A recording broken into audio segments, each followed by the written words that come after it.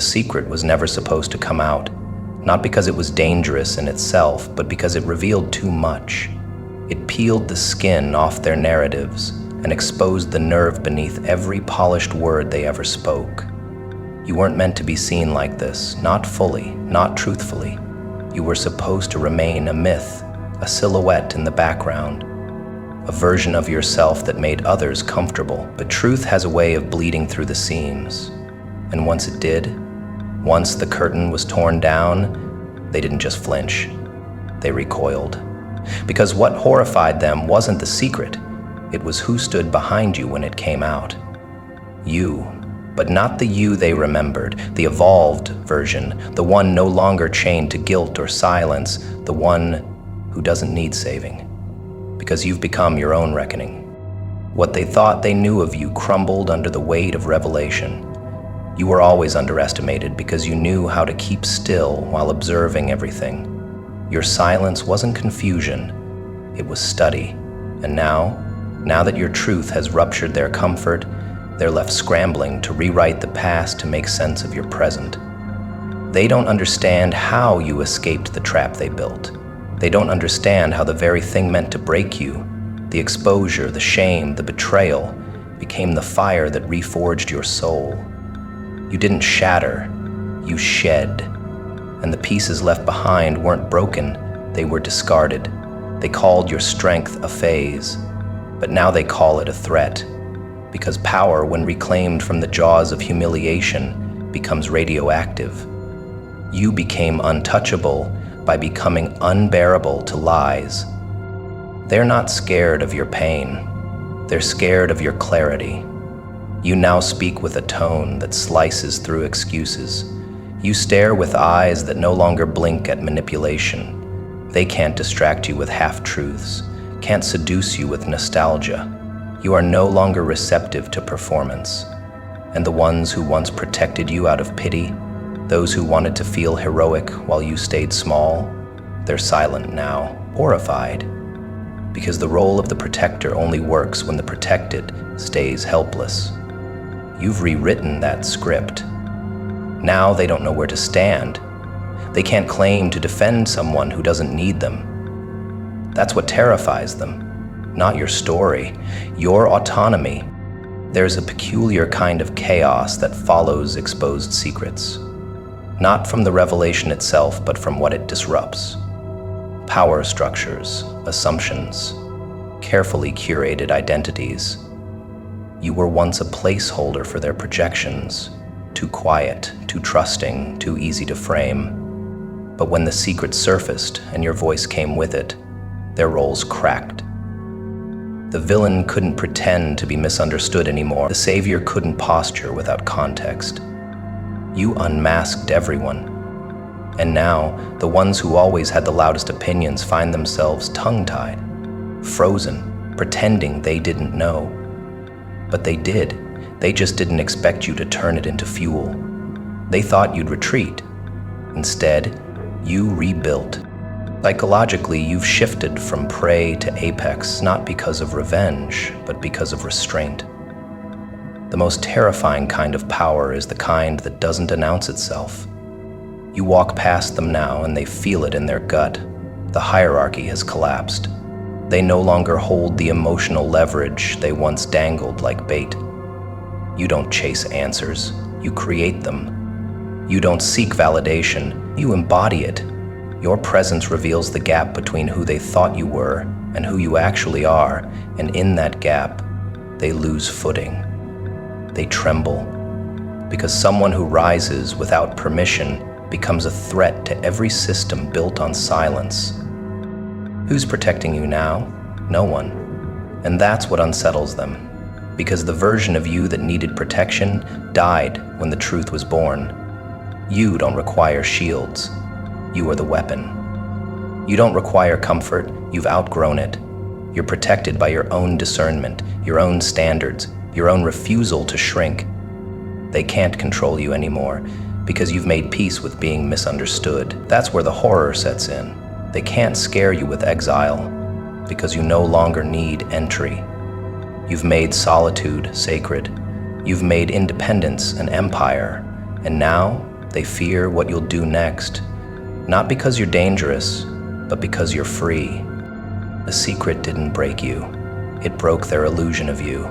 It disrupted their convenience, because now, every time they see you, they're reminded of their role, whether they were the betrayer, the bystander, or the weak-willed protector. They thought the world would rally around your downfall. Instead, it watched you rise and looked at them with suspicion. You no longer walk in rooms hoping to be seen. You walk in and become the mirror, and they can't escape their reflection. That's why they avert their gaze. That's why they go quiet when you speak. Because guilt isn't a whisper, it's a scream heard only by the guilty. This is where your story diverges. You are no longer the one who needs permission to be whole. You are no longer asking for understanding from those who feast on confusion. You no longer share your wounds like invitations. Now you wear them like warnings. You don't bleed, you burn, and those who once thought they could stand beside you without growing will feel the heat. The secret was never the threat, you were. But now that you've emerged, now that you've dismantled the architecture of your silence, they see it clearly. You never needed protection, you needed release. Let them be horrified, let their eyes dart and their mouths stammer, because every time they remember what you survived, they're reminded of what they didn't face. Your courage exposes their compromise, your truth rattles their fiction, and your presence rewrites the rules they once lived by. You are no longer the victim in their stories. You are the author of your own. And this chapter? Ruthless, unfiltered, sacred. You write with venom and vision, and there is no erasing you now. They were prepared for the secret. In fact, they anticipated it. People like them always do. They account for fallout, for exposure, for the eventual unmasking of what was buried. Their entire strategy revolves around minimizing blast radius when the truth inevitably surfaces. They braced for that. What they didn't brace for, what none of them anticipated, was the presence that stood behind it. The force. Not loud, not theatrical, just there, watching, protecting, not with affection, but with purpose. The twist wasn't the revelation, it was the guardian behind it, and when the veil lifted, when the truth finally broke through the walls they spent years constructing, they didn't just see the secret, they saw what had been silently protecting it all this time. You, but not the version of you they projected, the one they underestimated, mocked, or used. This was the you they never studied, the one they couldn't predict, the one forged in silence and sharpened in isolation. You weren't hiding, you were housing fury that had yet to mature, housing intelligence that hadn't spoken yet, housing clarity that didn't need to scream to be understood. The secret itself was small compared to what surrounded it, the presence that had been guarding it like a lion guards a cub. Not to conceal, but to time. You weren't protecting the secret out of fear. You were letting it incubate. Because power that erupts too soon is wasteful. But when truth is unleashed by someone who's already accepted its consequences, it hits different. It doesn't ask to be heard. It changes the room. The force behind your secret wasn't defense, it was strategy. And that is what stunned them. Not what you revealed, but how you revealed it. They expected you to break when the truth came out. That's what they built their safety on, your collapse. They thought the exposure would dismantle you, that shame would silence you. But shame only works when you believe the lie, and you never did. You were just letting them think you did. That's what they never figured out. You wore your silence like a disguise, not a wound. And when the truth finally stepped forward, it didn't crawl. It arrived, surrounded by a force no one could name.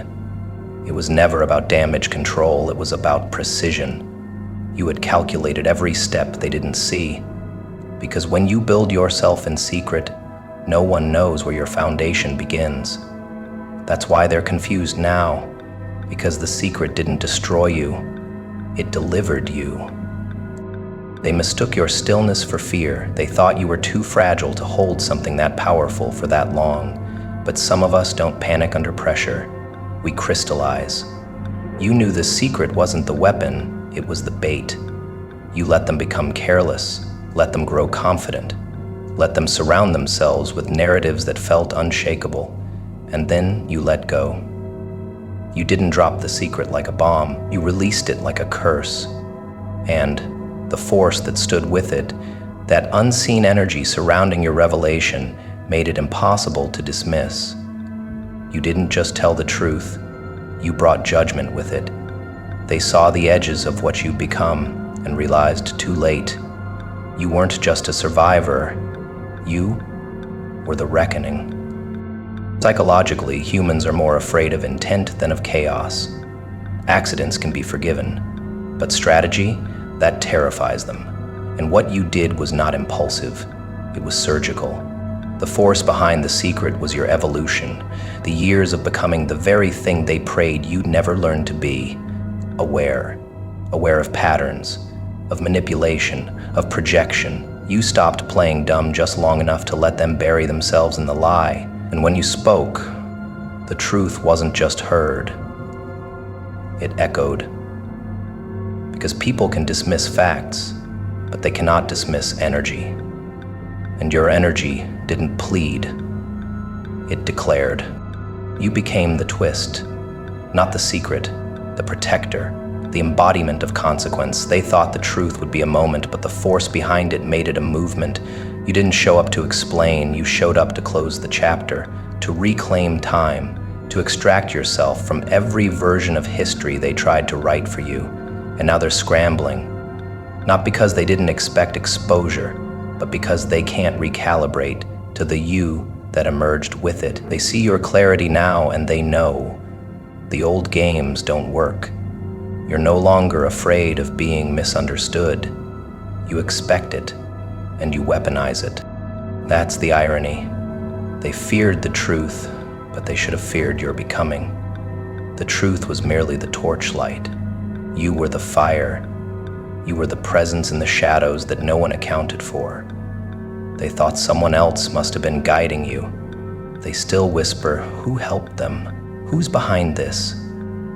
They can't wrap their minds around the possibility that you walked through the inferno alone and came out with this kind of force. But that's the difference between those who play the game and those who build their own. You didn't inherit your strength. You earned it. One scar, one silence, one unspoken truth at a time. They're not horrified by the secret. They're horrified by the realization that someone so underestimated carried something so volatile for so long and never blinked. They realize now that the shield was never a lie.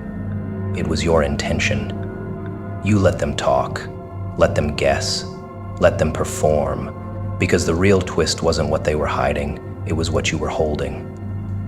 And now they know you didn't just survive them, you surpassed them. And what shielded your truth wasn't fear, it was design. They thought solitude meant weakness. They saw your silence and called it abandonment. But you were never alone. What stood beside you was not some holy glow, not some angelic grace. What stood with you was consequence, patient, cold, watchful. It didn't console you. It didn't whisper affirmations. It simply waited. Every betrayal you endured, every insult you swallowed, every manipulation you dissected without reacting, it was all being tallied, not by a divine force, but by something more dangerous. The ledger was kept by the version of you that refused to forget, that kept score not to seek revenge, but to ensure no debt went unpaid. And now, they're meeting that presence, not a savior, a sentence. You weren't walking with the light, you were walking with the echo of every line they crossed, thinking you'd forgive and forget. You don't carry justice like a sword. You carry it like a mirror, and the reflection it offers them is not distorted by time or excuse. It's sharp, it's accurate, and it cuts. They thought you would need someone to fight for you, But they didn't understand. Consequence doesn't fight. It arrives. And when it does, it doesn't beg to be believed. It doesn't knock. It comes in through the cracks they created when they underestimated your memory. You didn't cry out for help because you were alone. You stayed quiet because you knew something far more powerful was forming. You weren't waiting on allies. You were cultivating inevitability. And now, as you walk into rooms where their stories once reigned, it's not your voice that silences them. It's the presence of every action they thought had disappeared. Consequence doesn't have a heartbeat. It doesn't care about intentions. It only responds to patterns. That's why they fear you now. Not because you're louder, but because they can feel the weight behind your steps. You bring with you the aftermath they thought they'd never have to face. They used to look at you and see someone too soft to make them answer for anything. But consequence makes no apologies for softness turned steel. It does not require justice from the system. It becomes the system. And you, in your stillness, are now the face of it. They thought you were healed and harmless, but your peace is laced with precision. You don't seek confrontation, but you don't flinch when it finds you. That's the difference. That's what they didn't plan for. They should have studied the way you went quiet. They should have feared the moments you no longer responded, because those were the moments consequence was being summoned, not through rage, but through resolve. You weren't looking for closure. You were calculating your exit, not just from their story, but from the version of yourself whoever tolerated their presence. You didn't ask for retribution. You became what happens when disrespect goes unchecked too long. They now sit in the aftermath of your departure trying to understand where they went wrong. But they never stopped to think that your silence might be the last sound before the impact. What they thought was grace was actually the grip of something older, something earned, something murdered. You were never guided by light. You were followed by the ghost of every moment you swallowed pain and smiled anyway. And now those moments walk beside you like shadows with teeth. That's what they feel when you enter a room. Not just your presence, but the gravity of all the lines they crossed thinking you'd never evolve. Consequence isn't theatrical, it's methodical. It comes when it wants, and it always collects. And it doesn't care if they're sorry. It cares that they were warned. Through your withdrawal, your detachment, your steady climb away from their nonsense. You didn't threaten them, you outgrew them, and that's always the deeper punishment. Watching someone they tried to break become the thing they now fear standing next to. There's no heroism in what you've become. There's no martyrdom in your silence. You're not playing the savior. You're not waiting for them to change. You've simply stopped protecting them from themselves. That's what consequence really is. The removal of insulation. They now get to feel the full weight of their own decisions. No filter, no cushion. And you're no longer absorbing impact. You're reflecting it. Every time they try to twist the narrative, your existence reminds them of the version they can't erase. The version that survived without them. The version that walked away, not as a victim, but as a verdict. Let them try to reconstruct the past. Let them attempt to rewrite history through whispers and manipulation. But what they cannot escape is the living monument you've become. You're not a person in their story anymore. You're the consequence of every chapter they wrote thinking you'd never find your pen, and now their stories collapse under the weight of the one you're writing. Not in anger, not in haste, but in unshakable clarity. That's what terrifies them. Not the truth, but your calm mastery of it. You don't need revenge. You don't even need their acknowledgement, because consequence doesn't wait to be recognized. It just shows up, on time, every time. They used to joke about your loyalty. They used to mock your patience. But both were warnings in disguise. Loyalty, when misused, becomes detachment. Patience, when abused, becomes distance. And once both are gone, the person they knew is gone too. You walk now with absence like armor, and what they see is not regret, it's consequence. It wears your face, but it speaks in silence. And the louder they try to discredit you, the more their desperation betrays them. Because consequence doesn't need defense. It is its own proof, and your presence, unbothered and unmoved, makes their guilt ring louder than any confession. They expected justice to come gently, wearing white robes, carrying a scale in one hand and mercy in the other. They expected something elegant, something noble, something sanitized enough to let them sleep at night, even while they bled others dry by day. But justice doesn't always arrive like a saint. Sometimes it shows up grinning, not cruel, but clear. Wearing no mask, cloaked in no illusions. You didn't come with divine wrath. You came with precision, with scars stitched into strategy, with memories that made you immune to pity. That grin they now flinch at? It's the grin of someone who has waited, watched, endured. It's not the smile of forgiveness. It's the smirk of inevitability. You didn't become justice. You unleashed it. They told themselves for so long that karma was mythical, that truth was bendable, that people like you disappear after the damage. They counted on your silence, on your withdrawal. They framed it as your defeat. Mistaking distance for defeat is a common mistake among cowards, but what they never accounted for was return.